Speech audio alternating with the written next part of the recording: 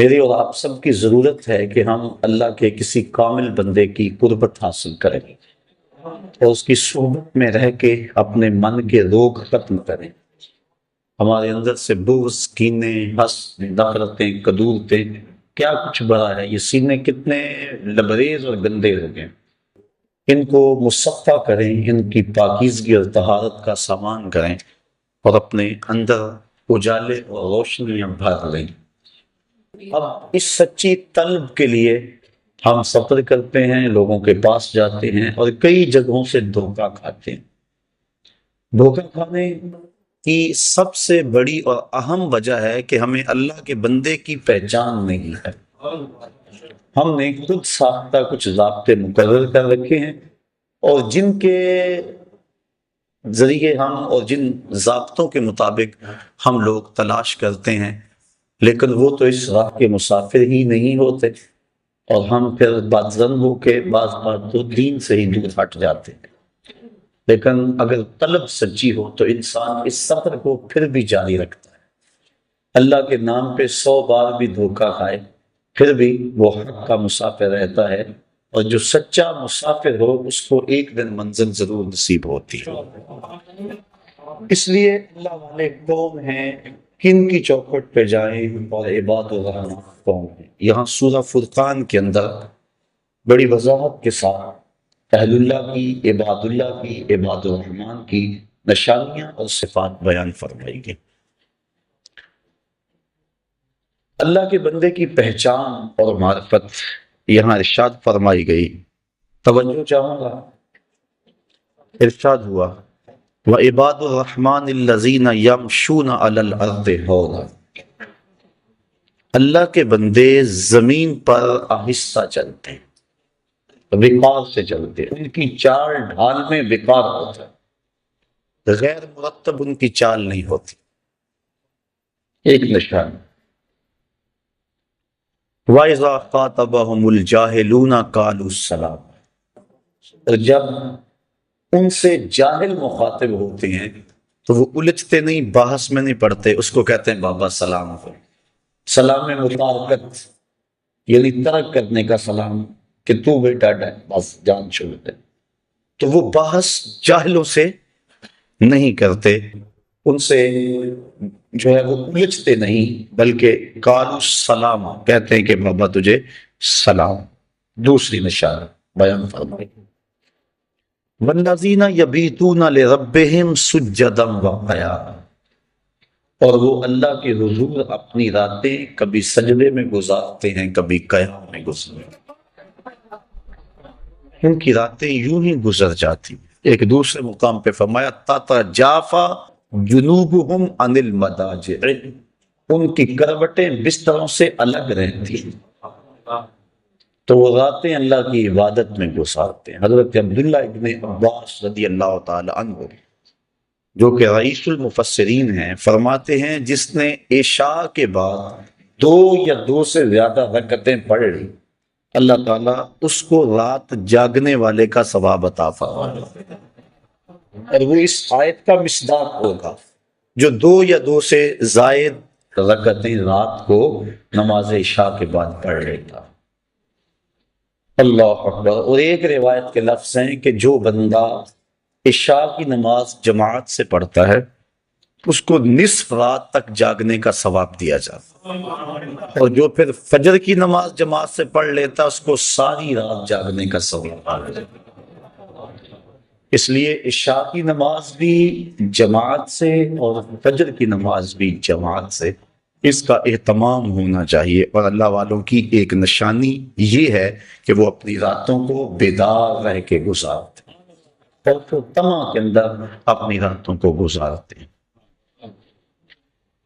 وَالَّذِينَ يَقُولُونَ رَبَّنَا اصْرِفْ عَنَّا عَذَابَ جَهَنَّمَ، اور وہ کیا کہتے ہیں، اے اللہ ہم سے جہنم کا عذاب پھیر دے۔ راتوں کو عبادت میں گزارنے کے باوجود ان کے خوف اور ان کی خشیت کا عالم یہ ہے کہ پھر بھی عرض کرتے ہیں مالک ہم سے عذاب پھیر دے۔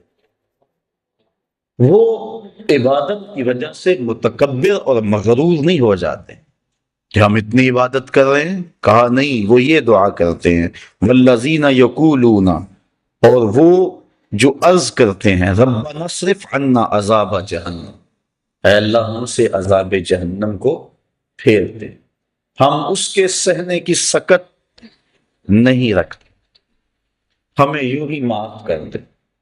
حضرت غوث اعظم شیخ عبد القادر جیلانی رحمۃ اللہ تعالی علیہ اللہ کی بارگاہ میں عرض کرتے ہیں مالک مجھے نابینا اٹھانا قیامت کے دن، تیرے بندوں کے سامنے شرمسار ہوں گا۔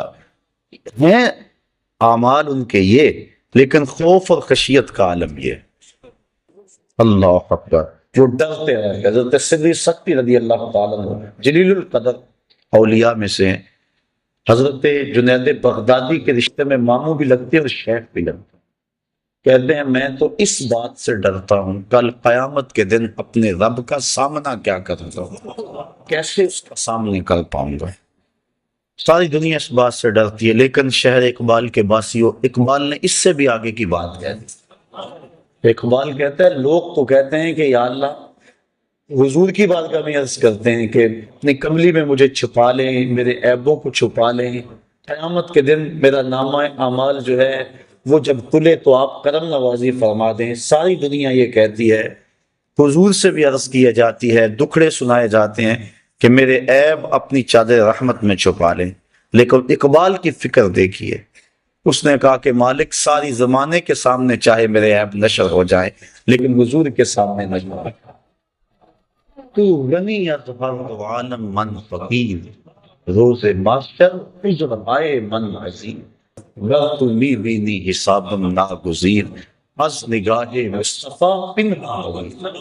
اے اللہ تو غنی ہے اور میں تیرا نیاز مند بندہ، بغیر حساب کے تو مجھے بخش دے تو تجھے کون سا بھار لگتا ہے، لیکن اگر میرا حساب لینا ضروری ہی ہوا تو میری گزارش یہ ہے کہ حضور کے سامنے نہ لیں، مجھے حضور رحمت للعالمین سے شرم آئے۔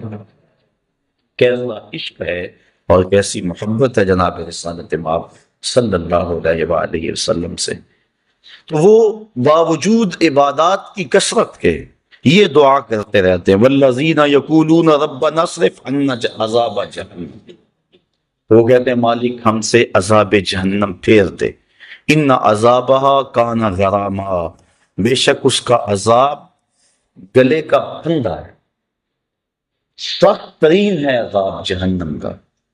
ساری رات عبادت کرنے کے باوجود بھی وہ یہی کہتے نظر آتے، یہ نہیں کہ وہ کہیں کہ ہمیں جہنم ہمارے قریب بھی نہیں آئے گی، وہ جہنم کا تمسخر نہیں اڑاتے اپنی خانقاہوں میں بیٹھ کے، وہ جنت کا مذاق نہیں اڑاتے بلکہ جنت کے طالب ہیں اور جہنم سے ڈرتے۔ حضور علیہ السلام سے بڑھ کر اللہ کا قرب رکھنے والا کون تھا، لیکن حضور بھی جہنم سے پناہ مانگتے رہے۔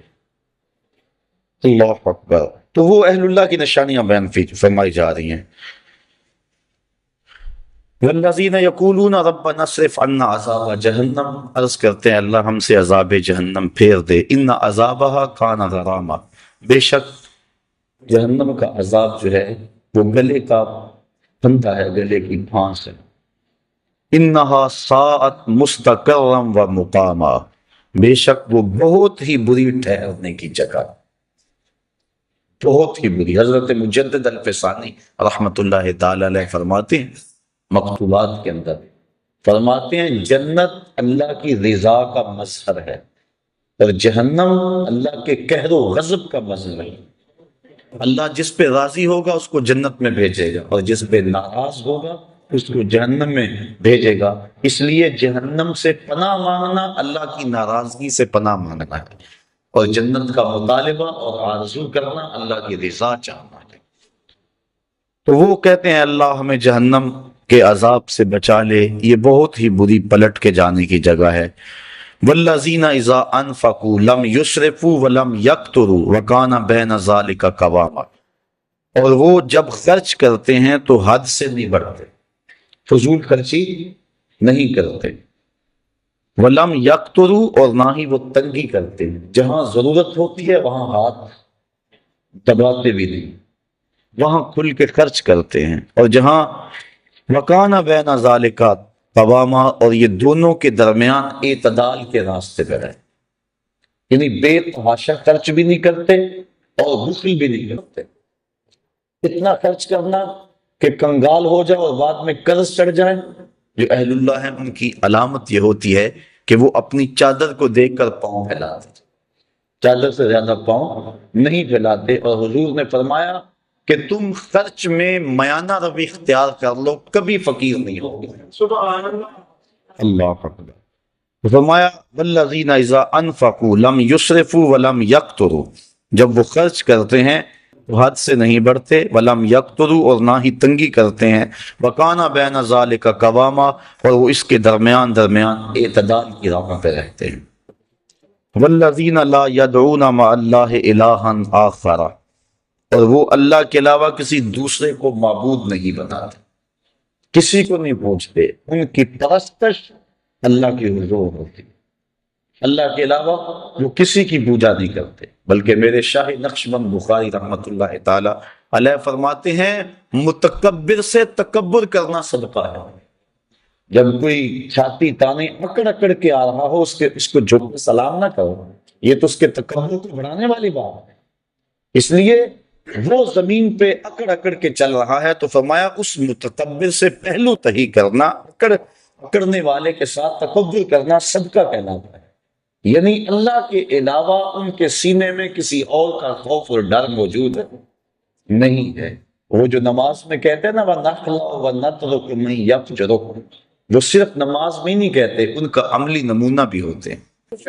اللہ کے علاوہ کسی کے حضور سر نہیں جھکاتے، چاہے جتنا مرضی بڑا فرعون کیوں نہ ہو، وہ کسی کے سامنے سر نہیں جھکاتے۔ وَلَا يَقْتُلُونَ النَّفْسَ الَّتِي حَرَّمَ اللَّهُ إِلَّا بِالْحَقِّ، اور جس جان کو اللہ تعالیٰ نے حرام کیا اس کو قتل نہیں کرتے، قاتل نہیں ہوتے۔ وہ تو بڑے نرم دل ہوتے ہیں، وہ تو شاخ سے پھول بھی توڑے تو ان کا دل دکھتا ہے، کوئی بھی توڑے، وہ تو اس قدر حساس ہوتے ہیں، قتل کے حادثے سے کم تو نہیں، شاخ سے گل کا جدا ہونا۔ وہ تو اس بات کا بھی احساس رکھتے ہیں، وہ تو کسی کو تکلیف بھی نہیں دیتے، کسی کا حق غصب نہیں کرتے، جائے کہ کسی کو قتل کر دے۔ وَلَا يَقْتُلُونَ النَّفْسَ الَّتِي حَرَّمَ اللَّهُ إِلَّا بِالْحَقِّ، مگر حق کے ساتھ۔ حق کے ساتھ کیا ہے؟ شادی شدہ زانی کو قتل کیا جائے، قتل کے بدلے میں قتل کیا جائے، یا جو ارتداد کی راہ اختیار کرے باغی ہو اس کو قتل کیا جائے، اس کے علاوہ وہ کسی کو قتل نہیں کرتے۔ وَلَا يَزْنُونَ، اور وہ زنا نہیں کرتے، نہ ان کی نظر زنا کرتی ہے، نہ ان کی سوچیں زنا کرتی ہیں، نہ ان کے خیال زنا کرتے ہیں، اور نہ ان کے اعضائے بدنیاں زنا کرتے ہیں۔ وہ پاکیزہ ہوتے ہیں، تبھی تو اللہ کا قرب پاتے ہیں۔ اللہ کا قرب وہی پائے گا جو من کا ستھرا ہوگا، اور جس کے من پہ ایسے داغ اور گند لگے ہوں گے وہ اللہ کا قرب کیسے پائے گا؟ اس لیے ان کی نشانی بیان فرما دی، وَلَا يَزْنُونَ، اور وہ زنا نہیں کرتے، اس فعل کبھی میں مرتکب نہیں ہوتے۔ اور حدیث میں آتا ہے جب زانی زنا کرتا ہے تو اس سے ایمان نکل جاتا ہے، بدترین فعل ہے، اور قرآن مجید نے اس کو کھلی بے حیائی کہا۔ تو جو اہل اللہ ہیں وہ اس فعل کبھی کے اندر کبھی بھی مبتلا نہیں ہوتے، اور صرف زنا معروفہ ہی نہیں بلکہ ان کی نظر بھی بچتی۔ حضرت امام محمد بن حسن الشیبانی امام اعظم ابو حنیفہ کے پاس پڑھنے کے لیے آئے۔ ابھی عمر چھوٹی تھی اور چہرے پہ داڑھی کا سبزہ نہیں اگا تھا، اور اس عمر کا بچہ اگر خوبصورت ہو تو وہ عورت کی جگہ پہ ہوتا ہے، بلکہ اس کے ساتھ بہت سارے فتنے وابستہ ہوتے۔ تو امام صاحب نے فرمایا کہ تم ضرور میرے پاس پڑھو لیکن میرے سامنے نہیں بیٹھ، اس ستون کی اوٹ میں بیٹھو تاکہ تمہارا چہرہ مجھے نظر نہ آئے۔ اسی لیے امام اعظم ابو حنیفہ اور امام محمد کو طرفین کہتے ہیں کہ طرف میں بیٹھ گئے۔ وہ پڑھتے رہے، 2-4 سال گزر گئے۔ ایک دن رات کا موقع تھا، چراغ جل رہا تھا اور امام محمد کا سایہ امام اعظم کے آگے پڑا۔ سائے پہ نظر پڑی تو سائے میں داڑھی کے بال نظر آئے۔ کہا بیٹا محمد تمہیں داڑھی آ گئی ہے؟ حضور سال ہو گیا ہے، کہا اب میرے سامنے بیٹھا۔ یہ تھے وہ لوگ تقوی کے پہاڑ۔ چونکہ جو ذلت العلماء ہے یا اہل اللہ کا جو قسم ہے پوری قوم کو تباہ کرنے کے مترادف ہے۔ امام صاحب پانی بھرنے گئے نا تو ایک لڑکی پانی کا گڑا سر پہ اٹھایا، نیچے پھسلن تھی تو کہا بیٹا ذرا سنبھل کے، اس نے وہی گڑا رکھ لیا۔ کہا اگر میں پھسلوں گی تو کیا ہوگا، یہ گھڑا ٹوٹ جائے گا نا، بازار سے 2 آنے کا اور لے آؤں، لیکن اگر آپ پھسل گئے تو پوری قوم برباد ہو جائے۔ اعلیٰ حضرت امام اہل محمد امام اشرف احمد رضا فاضل بریلوی رحمت اللہ تعالی علیہ فرماتے ہیں طبقہ علماء اپنی حفاظت کرنا۔ اگر تم نے مکروہ تنزیہیہ کا ارتکاب کیا لوگ تحریمیہ کرنے لگ جائیں گے، اگر تم نے مکروہ تحریمیہ کا ارتکاب کیا لوگ حرام میں پڑ جائیں گے، اور تم نے اگر حرام کا ارتکاب کیا لوگ کفر میں مبتلا ہو جائیں گے۔ اور پھر فرمایا اگر تم نے سنت غیر موقدہ کو چھوڑا لوگ موقدہ چھوڑ دیں گے، تم نے سنن موقدہ کو چھوڑا لوگ واجبات کو چھوڑ دیں گے، تم نے واجبات کو چھوڑا لوگ فرائض کو چھوڑ دیں گے۔ اس لیے بندہ جس قدر اونچے منصب کا ہو اس قدر اس کے تقاضے ہوتے ہیں۔ حضرت امام احمد بن حنبل کی بارگاہ میں غالباً ایک خاتون آئی اور اس نے مسئلہ پوچھا کہ حضرت میں اپنے مکان کی چھت پہ رات کے موقع پہ چاند کی چاندنی میں سوٹ کاٹتی، کبھی کبھی ایسا ہوتا ہے کہ بادشاہ کی سواری گزرتی ہے تو آگے آگے جو شمع اٹھائے چل رہے ہوتے ہیں اس سے روشنی زیادہ ہو جاتی ہے اور وہ میرے سوٹ پہ بھی پڑتی ہے، کیا بادشاہ کے چراغوں کی روشنی میں مجھے سوت کاٹنا جائز بھی ہے کہ نہیں؟ حضرت امام صاحب فرمانے لگے خاتون پہلے اپنا تعارف کرواؤ، تم کون ہو؟ خاتون کہنے لگی سائل کی ذات نہیں پوچھی جاتی، آپ مجھے مسئلہ بتائیں۔ امام صاحب فرمانے لگے نہیں، سائل کی وجہ سے مسئلے کی نوعیت بھی بدلتی ہے، آپ کو پہلے بتانا ہوگا کہ آپ کون ہیں۔ تو اس خاتون نے بتایا کہ میں حضرت بشر حافی کی ہمشیرہ ہوں۔ کہا تمہارے لیے جائز نہیں ہے۔ انسان جتنے اونچے منصب کا ہو لازمی نہیں کہ زنا جیسے فعل کا ارتکاب کرے تو پھر ہی خرابی آئے۔ اگر نظر بھی بھٹک گئی، اگر خیال بھی بہک گیا، تو جو اس مسجد میں بیٹھا تھا کہ لوگوں کو ارشاد کرتا تھا، لوگوں کو ہدایت دیتا تھا، تو جو کتنے لوگ اس کے پیچھے لگے اس کا کیا بنے؟ اس لیے کہا کہ اللہ والوں کی شان یہ ہے وَلَا يَقْتُلُونَ النَّفْسَ الَّتِي حَرَّمَ اللَّهُ إِلَّا بِالْحَقِّ وَلَا يَزْنُونَ، اور وہ زنا نہیں کرتے۔ زنا کی ساری صورتیں چاہے وہ آنکھ کا ہو، کان کا ہو، ہاتھوں کا ہو۔ وَمَن يَفْعَلْ ذَلِكَ يَلْقَ أَثَامًا، اور جو یہ کام کرے وہ سزا پائے گا، سخت سزا ہے۔ بلکہ ایک روایت میں آتا ہے کہ قیامت کے دن وہ سخت رسوا کر دیا جائے گا۔ یضاعف له العذاب یوم القیامہ، قیامت کے دن اس کو دوگنا عذاب دیا جائے، 2 گنا عذاب دیا جائے گا۔ وَيَخْلُدْ فِيهَا مُهَانًا، فِيهِ مُهَانًا، اور ہمیشہ وہ ذلت میں رہے گا، سخت تذلیل اس کی ہوگی۔ إِلَّا مَنْ تَابَ وَآمَنَ وَعَمِلَ عَمَلًا صَالِحًا، ہاں جو توبہ کرے اور ایمان لے آئے اور اچھے عمل کرے، چونکہ ایمان کے بعد اچھے اعمال توبہ کے شجر کو پانی دیتے ہیں، اگر توبہ کے بعد اچھے اعمال نہ کریں تو وہ بوٹا پھر مرجھا جائے گا۔ بار بار توبہ کی 2 لفظوں میں توبہ توبہ استغفر اللہ پڑھ لیا، وہ ایسا ہی ہوتا ہے کہ بس کے اندر جا رہے ہیں، سفر کرتے ہیں، آگے ایکسیڈنٹ ہوا ہے، لاشیں بکھری پڑی ہیں، 2 منٹ کے لیے ڈرائیور بھی بند کر لیتا ہے ٹیپ کو، گانے بند کر لیتا ہے، توبہ توبہ ساری بس کرتی ہے، لیکن ابھی آدھا کلومیٹر نہیں گزرتا پھر ٹیپ کا بٹن آن، اور پھر سب وہی لچھن ہوتے ہیں۔ یہ توبہ نہیں ہوتی۔ حقیقت التوبہ الندم، توبہ کی حقیقت یہ ہے کہ شرمندگی ہو، دوبارہ عزم کر لے کہ یہ گناہ دوبارہ نہیں کروں گا۔ یہ توبہ تو تمسک ہے، توبہ کی پھر توبہ کی پھر توبہ کر کے توڑ دی، میری اس توبہ پہ توبہ توبہ توبہ کر اٹھی۔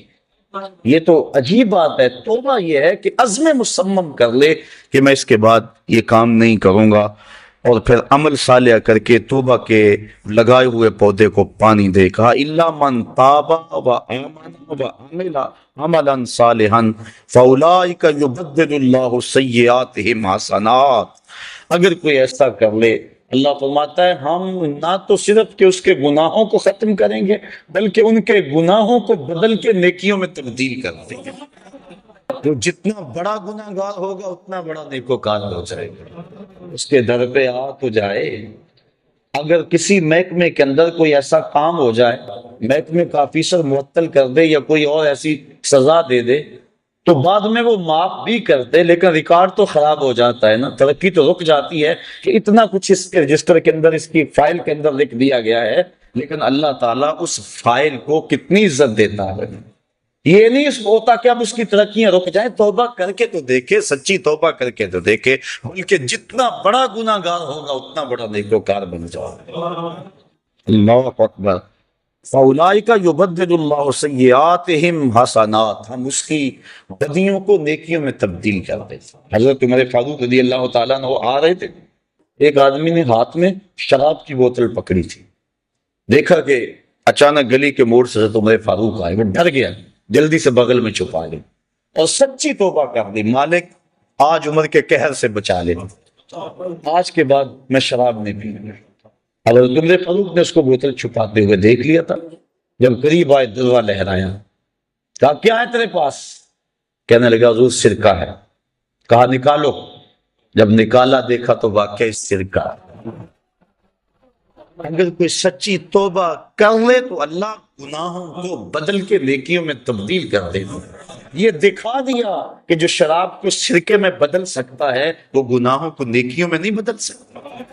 اس کے در پہ آ کے تو دیکھ دو، جھولی پھیلا کے تو دیکھ دو. اللہ اکبر. حدیث میں آتا ہے قیامت کے دن ایک شخص کو نامہ اعمال پڑھنے کا کہا جائے گا.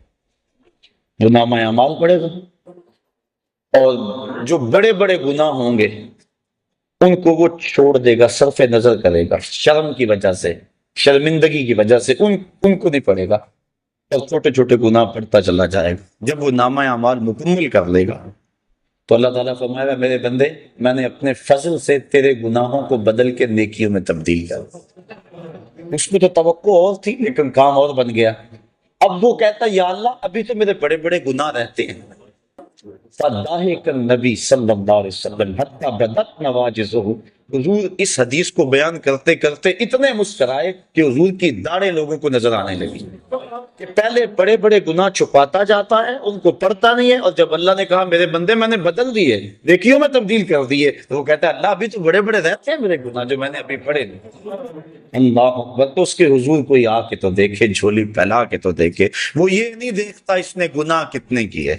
فرشتوں کہتا ہے فرشتوں گواہ ہو جاؤ میرا بندہ آخر میرے در پہ آیا ہے نا، اور کوئی در ہوتا تو جاتا وہاں. شخص مسجد نبوی کے کونے میں دعا مانگ رہا تھا اور لفظ کیا تھے اللہم انی اسألک بانک انت اللہ لا الہ الا انت. مالک میں تجھ سے اس لیے مانگتا ہوں کہ تو میرا اللہ ہے، تیرے علاوہ میرا ہے بھی تو کوئی نہیں نا کہ جس کی چوکھٹ پہ جاؤں. حضور نے سنا، کہا وہ جو کونے میں بیٹھ کے دعا مانگ رہا ہے اس کو بشارت دے آؤ کہ تمہاری دعا اللہ نے قبول کر لی. جب بندہ اس کے حضور آتا ہے فرمایا اگر کوئی آئے ہم گناہوں کو بدل کے نیکیوں میں تبدیل کر دیتے ہیں. وکان اللہ غفور الرحیم. اللہ بخشنے والا اور مہربان ہے. بخشش اس نے مانگی اور اپنی طرف سے اضافی رحمت اس کے اوپر ڈالی اور اس کے گناہوں کو بدل کے نیکیوں میں تبدیل کر دیا. ومن تاب وعمل صالحا. اور جس نے توبہ کی اور نیک اعمال کیے فإنه يتوب إلى الله متابا. بے شک وہ اللہ کی طرف رجوع لایا جیسا کہ رجوع لانے کا حق تھا. والذین لا یشہدون الزور. اللہ والوں کی ایک اور نشانی بیان فرمائی کہ یہ وہ لوگ ہیں جو جھوٹی گواہی نہیں دیتے، جھوٹ نہیں بولتے، ان کی زبان پہ سچ ہوتا ہے. اللہ اکبر. وَإِذَا مَرُّوا بِاللَّغْوِ مَرُّوا كِرَامًا. اور جب کسی بیہودہ جگہ سے گزرتے ہیں تو اپنی عزت سنبھال کے گزر جاتے، کسی بری جگہ پہ ٹھہرتے بھی نہیں. حضور علیہ السلام نے فرمایا تہمت کی جگہوں سے بچو، اپنی آبرو کی حفاظت کرتے ہیں، کسی ایسی جگہ پہ رکتے بھی نہیں والذین اذا ذکروا بآیات ربہم لم یخروا علیہا صما وعمیانا، وہ لوگ جب ان اپنے مالک کی طرف سے آیتیں یاد دلائی جاتی ہیں، نشانیاں یاد دلائی جاتی ہیں، اللہ اکبر، لم یخروا علیہا صما وعمیانا، تو ان پر بہرے اور اندھے ہو کر نہیں گرتے، بلکہ اللہ کی ان نشانیوں کو دیکھتے ہیں، اس میں جو عبرت کے پہلو ہے ان کو اپناتے ہیں، اللہ کی ایک نشانی پر غور کرتے ہیں، اور پھر وہ دنیا کو ترک بھی نہیں کرتے۔ کیا کہتے ہیں؟ والذین یقولون ربنا هب لنا من ازواجنا وذریاتنا قرۃ اعین واجعلنا للمتقین اماما، اور عرض کرتے ہیں اللہ کی بارگاہ میں، اے اللہ ہماری بیویوں کی طرف سے اور ہماری اولاد کی طرف سے ہماری آنکھوں کی ٹھنڈک عطا کر، یعنی ہماری بیویاں بھی ایسی ہوں کہ جو تیری متی ہوں اور ہماری متی، اور اولاد بھی ایسی ہو جو فرما بردار ہو، اور ہمیں آنکھوں کی ٹھنڈک ان کی طرف سے نصیب ہو جائے۔ آنکھوں کی ٹھنڈک سے مراد کہ خوشی نصیب ہو۔ علماء نے بیان فرمایا ہے کہ جب غم میں آنسو نکلتے ہیں تو وہ گرم ہوتے ہیں، اور جب خوشی سے آنسو کو خوشخبری سن کے نکلے تو وہ ٹھنڈے ہوتے ہیں۔ اس لیے یہ کہنا قرۃ اعین کا لفظ عرب میں جو رواج ہے، تو اس کا مطلب یہ ہے کہ تجھے خوشیاں ملیں، تجھے غم نہ پہنچے، تو وہ یہ دعا کرتے ہیں، اللہ اولاد کی طرف سے ہمیں ٹھنڈک کی پہنچے، اولاد کی طرف سے غم نہ ملے، وجعلنا للمتقین اماما، اور ہمیں پرہیزگاروں کا پیشوا بنا، امام بنانا، نہ صرف کہ ہمیں پرہیزگار بنانا بلکہ ہمیں پرہیزگاروں کا بھی امام بنا دیتے، جو دعا کرتے ہیں۔ اولئک یجزون الغرفۃ بما صبروا ویلقون فیہا تحیۃ وسلاما، کہا ان کو جنت کا سب سے اونچا بالا خانہ انعام ملے گا، بدلہ ان کے صبر کا، دنیا پہ صبر کیا، دکھوں پہ، مصیبتوں پہ، عبادات پہ صبر کیا، وَيُلَقَّوْنَ فِيهَا تَحِيَّةً وَالسَّلَامًا، اور وہاں ان کو سلامیاں دیے جائیں گی اور ان کے پیشوائی ہوگی۔ جب جنت میں داخل ہوں گے تو فرشتے ان کو سلام کریں گے کہ تم نے دنیا کے اندر اللہ جل شانہ کی رضا کے لیے اپنی زندگی گزاری، آج ہمارا سلوٹ اور ہمارا سلام مل کر۔ تو قرآن مجید نے یہ ان لوگوں کی نشانیاں بیان کی جو اللہ والے ہیں۔ اب دیکھیں ہم کس طرح کا ذہن بنائے پھرتے ہیں، اللہ والا کون ہوتا ہے؟ اب اللہ تعالیٰ نے قرآن مجید کے اندر جو ہے وہ اللہ والوں کی نشانیاں بیان کی، ان کی چال بھی وقار والی ہوتی ہے، ان کا لباس بھی وقار والا ہوتا ہے، ان کا اٹھنا بھی، بیٹھنا بھی، گزرنا بھی، چلنا بھی، اور ان کی دعائیں اور التجائیں اللہ کے حضور دیکھ لیں۔ آقا کریم سے بھی صحابہ نے پوچھا کہ حضور جن اولیاء کا آپ تذکرہ کرتے ہیں تو ان کی نشانیاں کیا ہیں؟ ایک نشانیاں یہ بیان فرمائے گی سورہ فرقان میں، تو حضور سے بھی سوال کیا گیا، ابن مردویہ میں بیان کیا، حکیم ترمذی نے بیان کیا، امام غازی نے بیان کیا۔ حضور علیہ السلام سے پوچھا گیا کہ حضور ہم اہل اللہ کو اگر تلاش کرنا چاہیں تو ان کی نشانی کیا ہے؟ فرمایا اذا رؤوا ذکر اللہ، اللہ والوں کی نشانی یہ ہے جب ان کے پاس بیٹھو، انہیں دیکھو، تمہیں خدا یاد آئے، ان کو دیکھ کر خدا کی یاد آ جائے، یعنی دین کی طرف تمہاری رغبت پیدا ہونے لگے اور برائیوں سے تمہیں نفرت ہونے لگے۔ جس شخص کی صحبت میں تمہیں دنیا سے دوری اور آخرت کی قربت اور اللہ رسول کا پیار نصیب ہونے لگے، سمجھ لو اس کا سینہ ولایت کے نور سے منور ہے۔ حضرت غوث اعظم سیدنا شیخ عبد القادر جیلانی رحمۃ اللہ تعالی علیہ کے حوالے سے جو مجھے تاکید بھی تھی، آپ نے اہل اللہ کی بالخصوص جو مسند مشیخیت کے اوپر بیٹھے ان کی 12 نشانیاں بیان کی۔ آپ فرماتے ہیں کوئی اس وقت تک قابل نہیں ہوتا اس بات کے کہ وہ لوگوں کو رشد و ہدایت کرے اور لوگوں کو اپنے زیر تربیت رکھے جب تک وہ 12 خوبیوں کا حامل نہ ہو۔ وہ کون کون سی 12 خوبیاں؟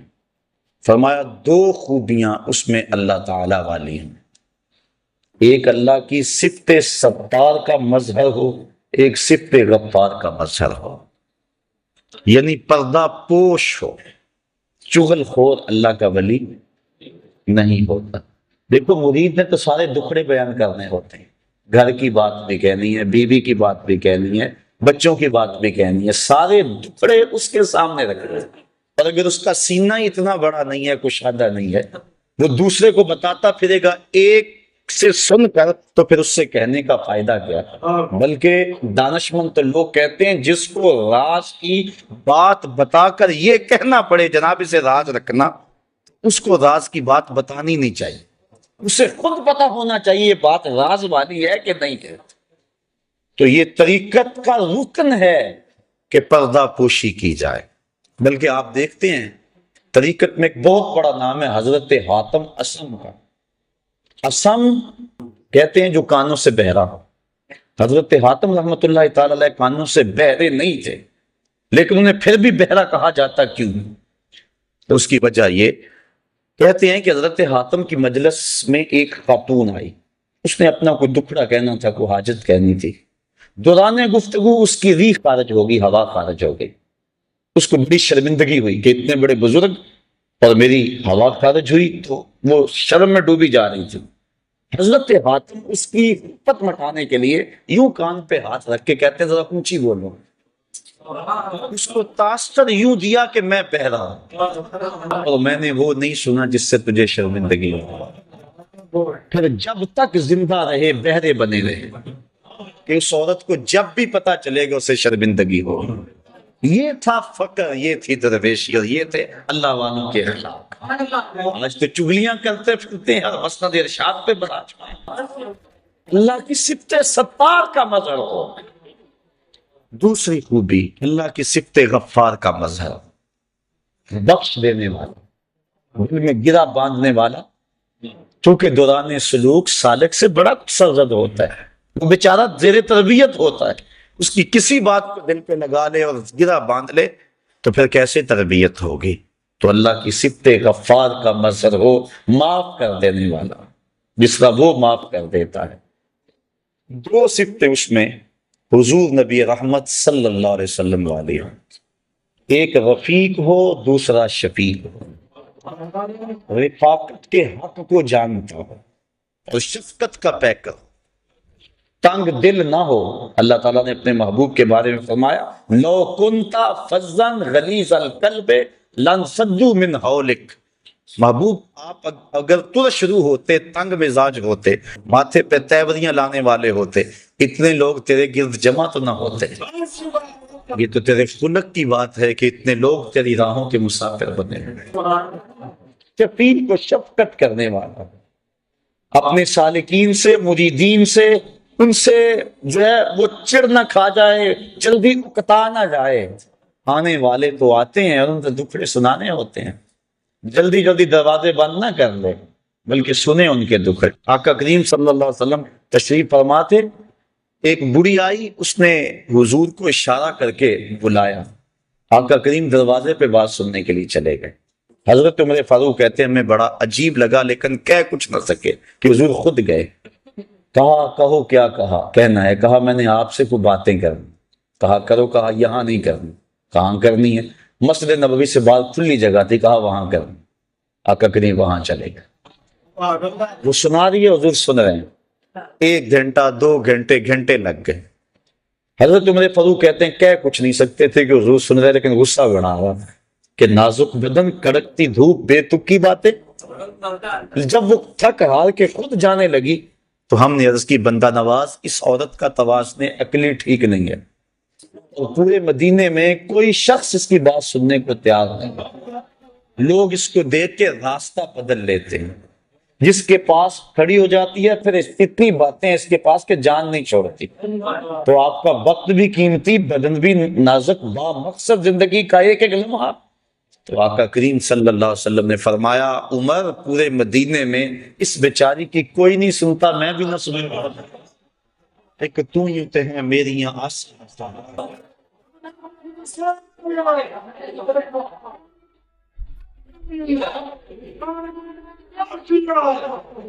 یہ جو دھکے دیتے پھرتے نا مریدوں کو، پیچھے ہٹ جاؤ پیچھے ہٹ جاؤ، پیر صاحب کا مزاج بڑا نازک ہے، پیچھے ہٹ جاؤ۔ وہ کیسا پیر ہے جو مرید کو کہ دکھڑے بھی نہیں سن سکتا، اس کو دلدار مان لیا جو دل بھر ہی نہیں ہے، اس کو دل دے دیا جو دل کی کیفیت ہی نہیں جانتا۔ خلق میں بخشی ہے ان کو خواجگی جو جانتے نہیں روش بندہ پروری کیا ہے۔ جس کو دل دینا ہے پہلے دیکھو تو صحیح دلدار بھی ہے کہ نہیں۔ تمہارے دکھ میں بھی نہیں سنتا، حالت تو اس نے بات میں کرنی ہے، دکھ میں سنے تو صحیح، تمہاری ڈھارس تو بندائے۔ اللہ اکبر۔ تو شفیق ہو، رفیق ہو، کتنی شفقت۔ سنیے حضور ارشاد فرماتے ہیں لو تدخلوا شوکۃ فی رجل احدکم لوجدت علمها، میرے امتی تیرے پاؤں میں کانٹا چبھے نا تو اس کی تکلیف مجھے ہوتی ہے۔ اگر پیر مرید سے اتنی ہمدردی نہیں رکھتا تو پھر نظام خانقاہی سوائے کاروبار کے اور کچھ نہیں ہے۔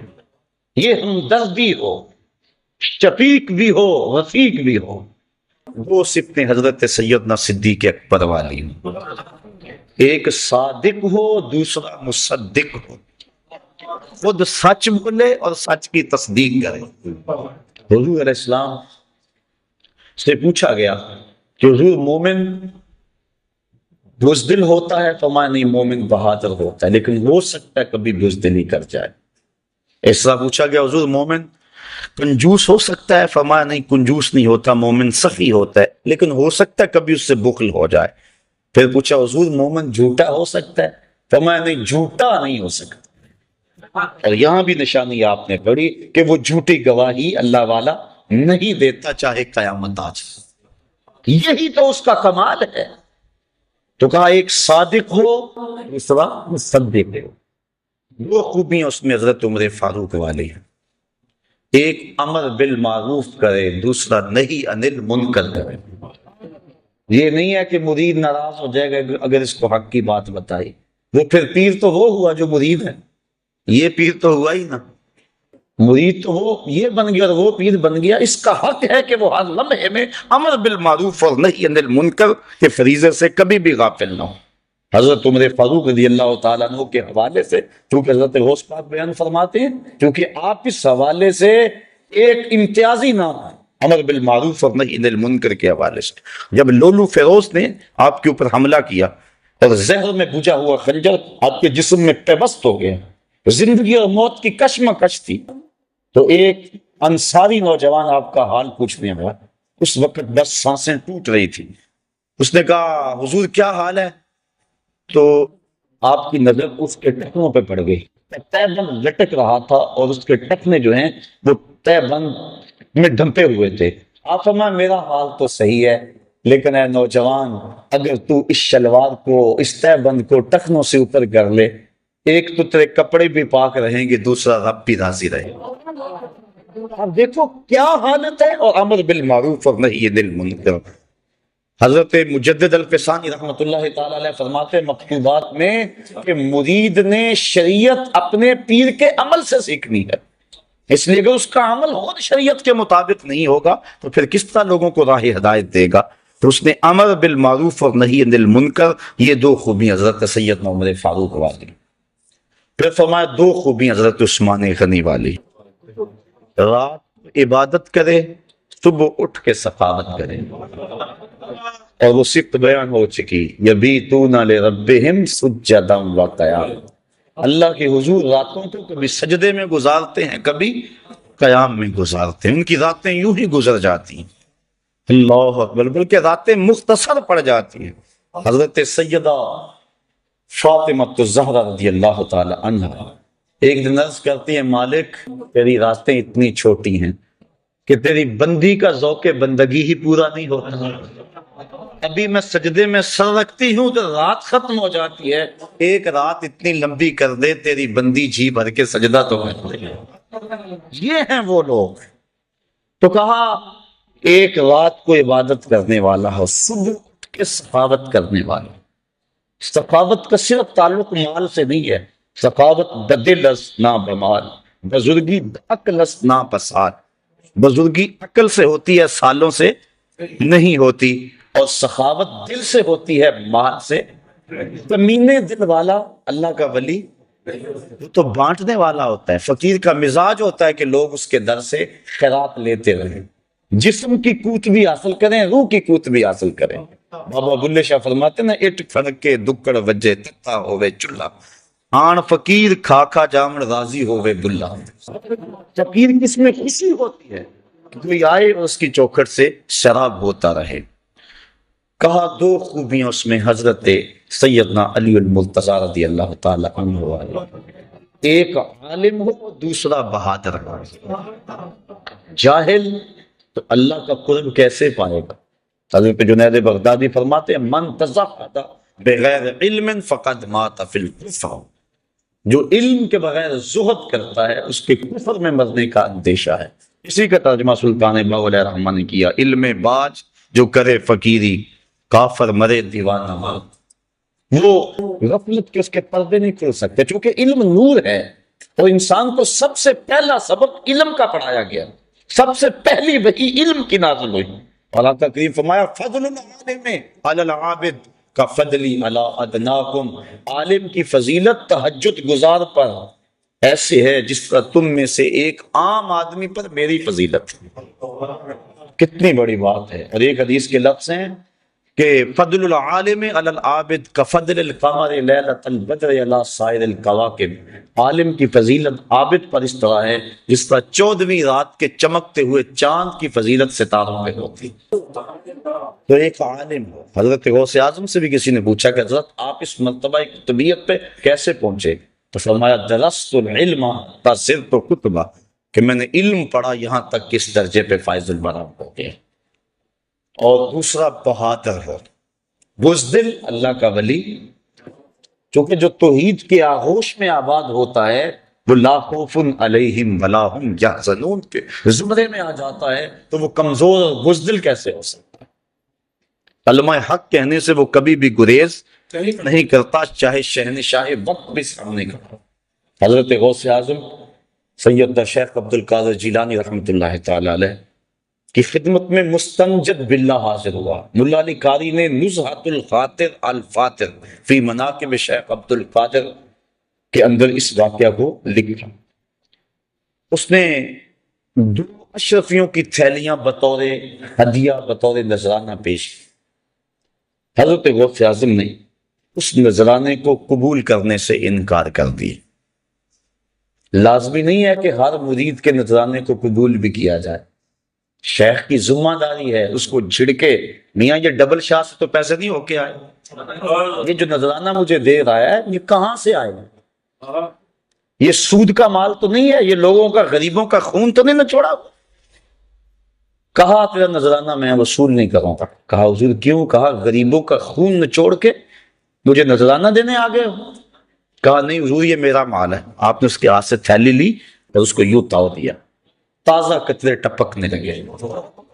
کہا اگر مجھے قرابت رسول کا لحاظ نہ ہو، چونکہ یہ جو عباسی خلافات حضرت عباس بن عبد المطلب رضی اللہ تعالیٰ عنہ کی اولاد سے، وہ حضور کے چچا لگتے تھے، اس لیے حضور سے قربت تھی اور یہ ان کی اولاد ہے۔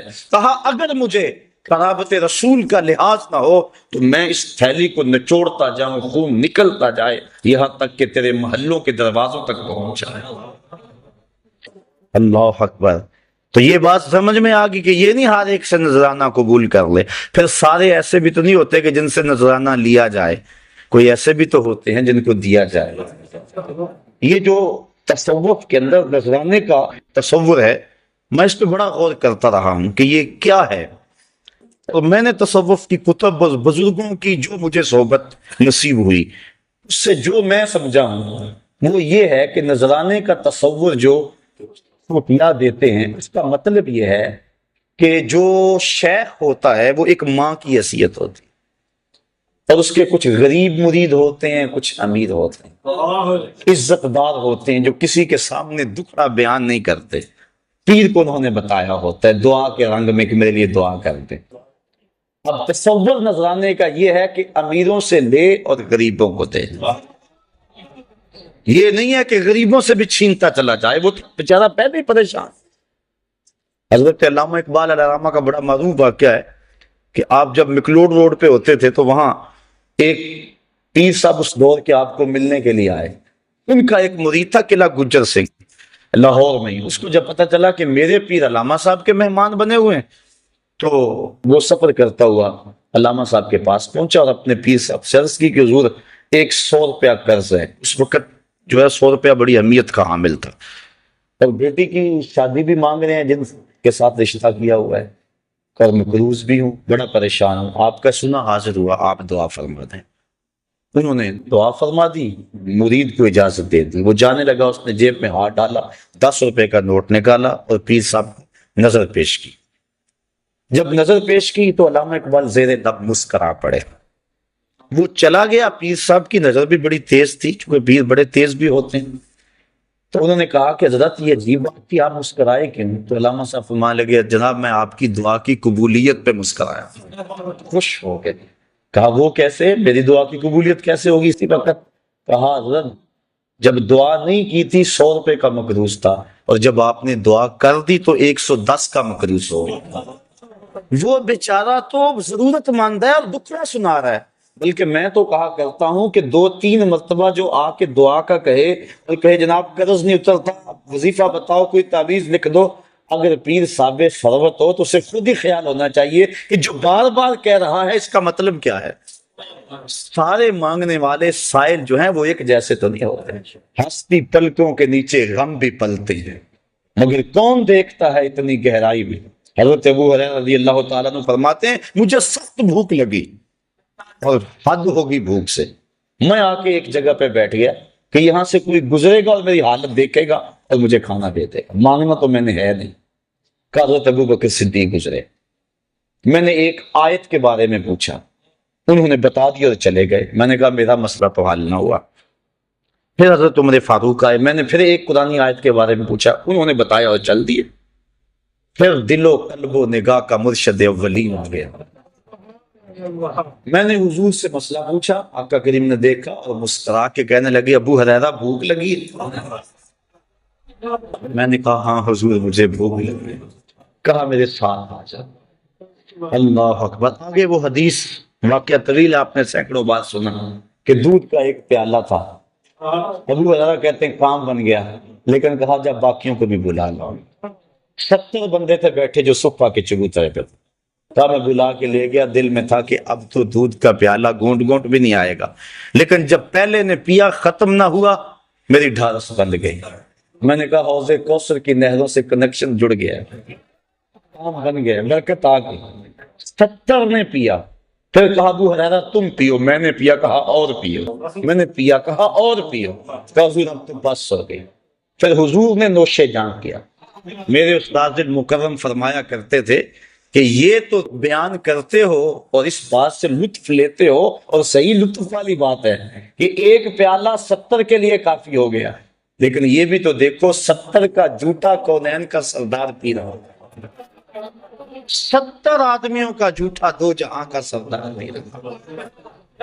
تو بات چل رہی تھی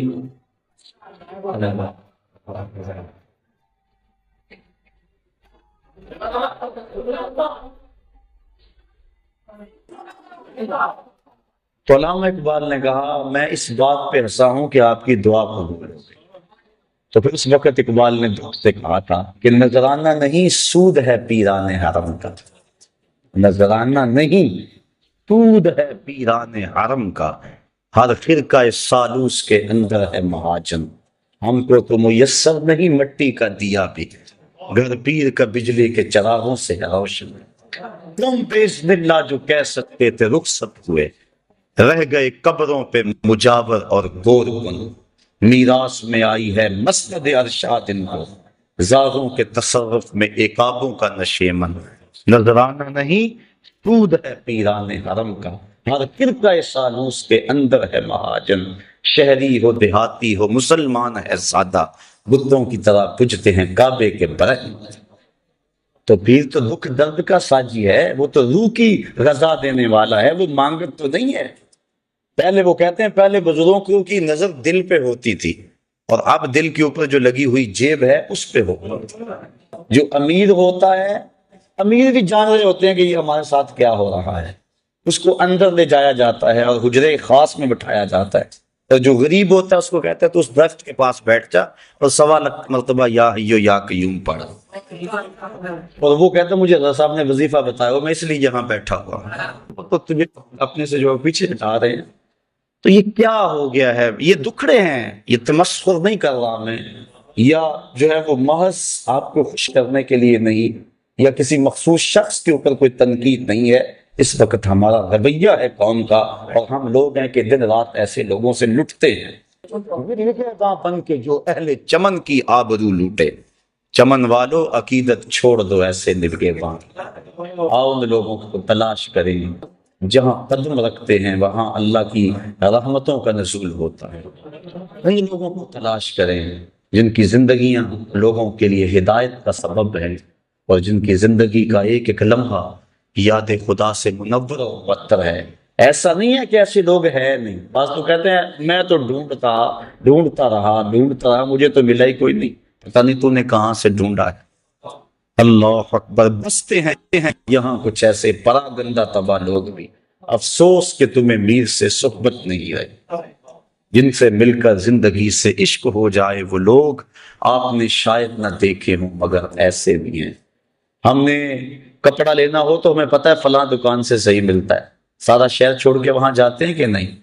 تو یہ بھی روح کی غذا ہے، یہ بھی ڈھونڈو، گلی گلی موجود ہے، گھر گھر جو ہے وہ چراغ چل رہے ہیں۔ حضور کی امت اولیاء سے کبھی بھی خالی نہیں ہوگی، تا آنکہ خاتم الاولیاء امام مہدی تشریف لائے، لیکن ان حقیقی لوگوں تک پہنچنے کے لیے ہمیں اس معیار کو سمجھنا ہوگا جو قرآن و حدیث اور ولیوں کے امام حضرت غوث اعظم کی تعلیمات کے حوالے سے میں نے آپ کے سامنے رکھ دیا۔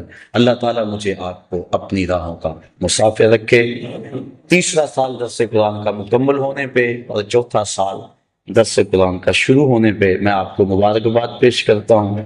پچھلے درس قرآن کا موضوع جو ہے وہ حضور کی اطاعت کے حوالے سے تھا، اور یہاں بھی اور مختلف جتنے بھی شہر تھے تقریباً میں نے اسی موضوع پہ جو ہے وہ درس قرآن میلاد کا موسم بھی تھا پیش کیا۔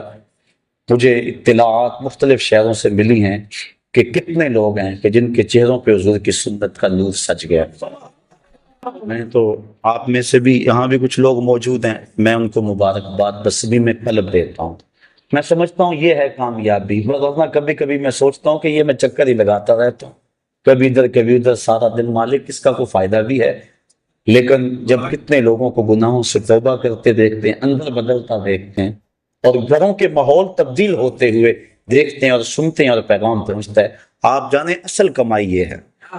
نہ تو ہم نوٹ کے لیے آتے ہیں نہ ووٹ کے لیے آتے ہیں، بس مقصد یہ ہے کہ کسی کے دل میں کوئی بات اتر جائے، اور جب کسی کے دل میں کوئی بات اترتی ہوئی محسوس کرتے ہیں تو پھر پیشان سجدے میں جھک جاتی ہے۔ اللہ مجھے آپ کو اپنی رحمتوں کی پناہ میں رکھے۔